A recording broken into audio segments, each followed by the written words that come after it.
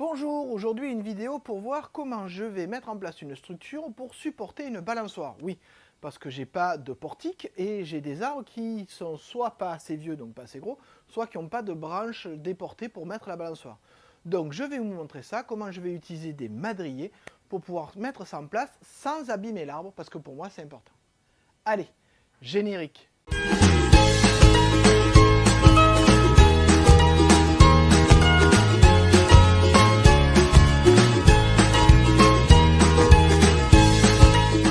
Alors voilà, première chose, je vous montre l'arbre, c'est un pin et effectivement ses branches, les premières, sont relativement petites et il a un tronc qui est droit et plutôt lisse. Donc effectivement, je vais devoir mettre en place une structure pour pouvoir fixer une balançoire à peu près à 3 mètres, que mes enfants puissent se balancer correctement. Et il est important pour moi de ne pas abîmer cet arbre. Oui, parce qu'il a une histoire, etc. Mais bon, bref, ça concerne plutôt celui qui l'a planté, mais toujours est-il que j'aime bien cette histoire et il est hors de question que j'abîme un arbre comme ça. Donc je vais vous montrer ce que je vais utiliser pour mettre en place la structure.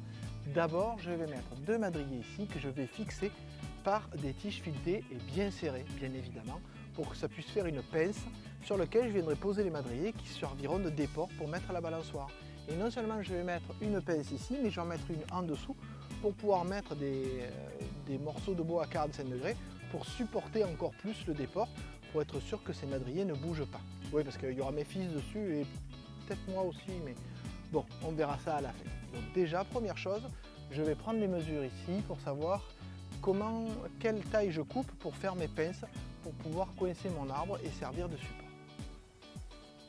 Alors une fois ma mesure prise de façon très empirique, vous voyez que je fais des marques sur mes madriers.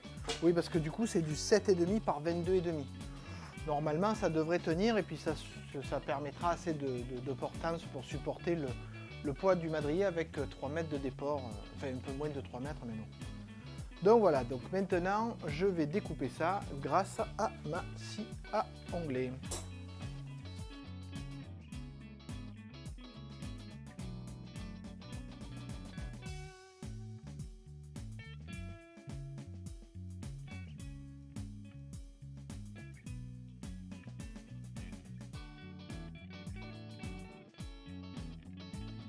Alors, pour percer droit, à peu près droit mais levé, c'est pas simple. Donc ce que vous pouvez faire, vous prenez deux morceaux de bois que vous savez être droit et que vous avez coupé correctement, vous faites un angle et grâce à ça, vous allez pouvoir guider votre mèche et être à peu près à 90 degrés. Alors je ne dis pas que c'est la perfection, mais ça évite d'être totalement de biais.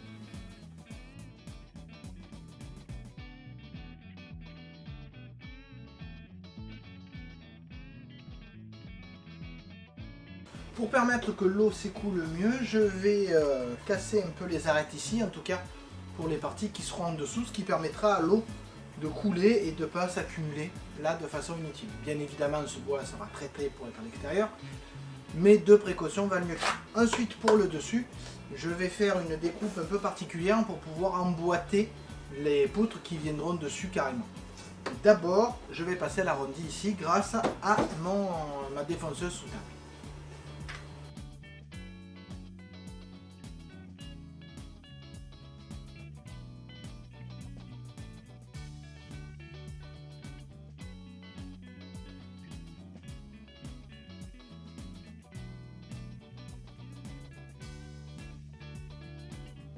Donc l'idée c'est de prendre l'arbre en tenaille avec ce système-là et donc de fixer ces morceaux de madrier droit pour qu'ils puissent servir de support pour la poutre qui va être en déport pour servir de support elle-même à la balançoire.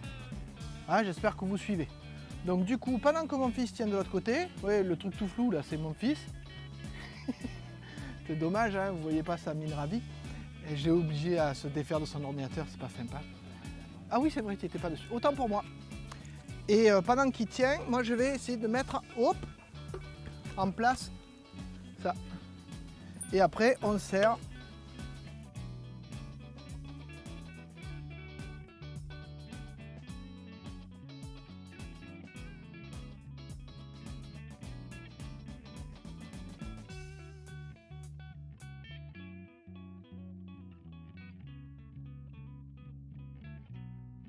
Voilà, vous avez le système qui est monté. Donc ici, ça va servir de support au jambage. Et là, évidemment, c'est là que va venir la poutre. C'est là que vont venir les deux poutres, puisque j'en mets une de chaque côté. Les deux madriers, pardon, puisque j'en mets un de chaque côté. Évidemment, ça dépasse un peu. Ça sera coupé et protégé par un morceau de bois pour éviter les accidents. Bien évidemment, par exemple, je prends un morceau de bois, je le creuse et je le colle dessus des deux côtés pour éviter qu'il y ait des problèmes. Il faut quand même que je prévoie quelque chose que je peux resserrer si jamais il y a besoin avec le temps. Quoique théoriquement, l'arbre devrait plus se pousser que se resserrer, donc il n'y aura pas besoin. Je vais maintenant m'occuper des madriers qui vont aller là-dessus, c'est-à-dire que je vais en partie les couper pour qu'ils s'emboîtent un peu dans ces supports pour avoir un maximum de surface de colle. C'est-à-dire que là, j'aurai au moins un petit endroit pour que ça puisse coller aussi. Bon allez, c'est pas tout ça, on va aller préparer ces madriers.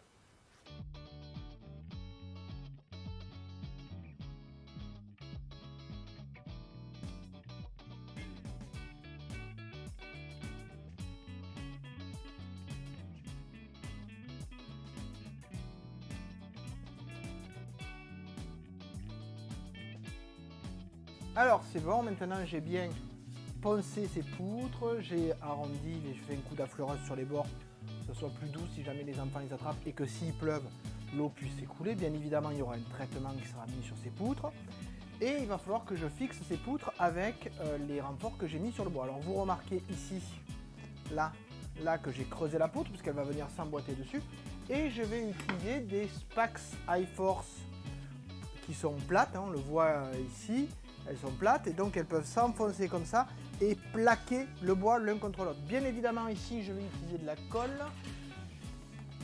la colle spéciale extérieure puisqu'elle s'expanse et donc évite qu'il y ait des trous qui se créent entre les morceaux de bois. Donc l'idée c'est de mettre en place ces deux morceaux de bois, parce que évidemment j'en ai deux, et déjà de les fixer et de les soutenir temporairement en attendant de pouvoir faire les jambages. Comme ça, je pourrai mesurer mes jambages directement sur place et être sûr qu'il n'y a pas d'erreur. Donc maintenant, on va se retrouver dans le jardin au moment où je vais mettre ça en place.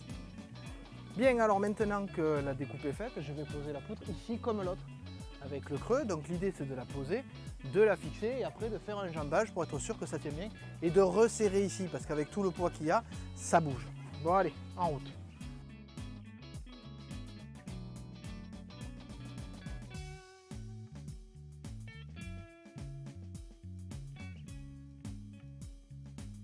Donc vous le voyez, ma poutre est calée. Maintenant je vais découper le jambage ici pour avoir une tenue supplémentaire pour être sûr que ça tienne bien. On se retrouve après que j'ai installé le deuxième support.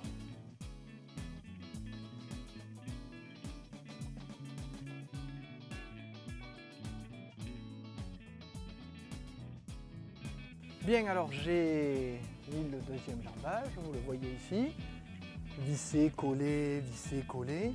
J'ai coupé aussi les morceaux qui dépassaient le tire-au-fort. Et là, pour essayer, vous voyez que j'ai mis une corde et je me mets quasiment en bout. Et on voit que ça tient, hein. Donc il n'y a pas trop. Ou alors je mets fondant direct.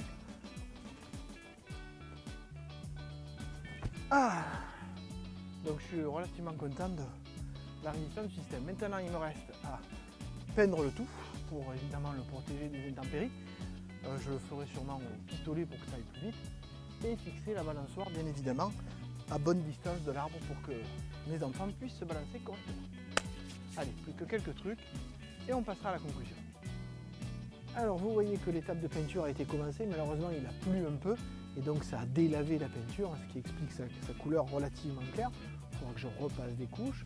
J'ai fixé la balançoire avec ici un anneau qui est fixé en traversant, avec un maillon pour tenir la corde et que ça ne frotte pas contre l'anneau, et cette cordelette là qui est prévue pour 300 kg est serrée avec un ensemble de clamps en inox.